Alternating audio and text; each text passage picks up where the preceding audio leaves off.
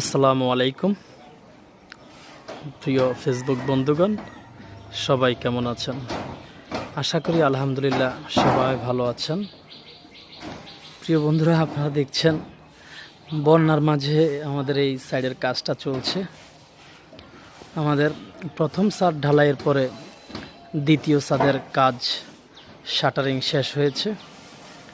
ইনশাল্লাহ আগামী দিন থেকে রড ব্যান্ডিংয়ের কাজ শুরু হবে।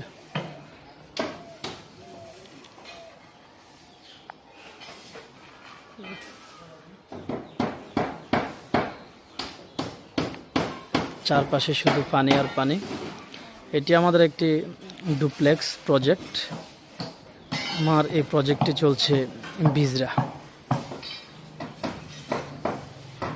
ইনশাল্লাহ খুবই সুন্দর একটি বাড়ি হবে, সবাই দোয়া করবেন। আসসালামু আলাইকুম।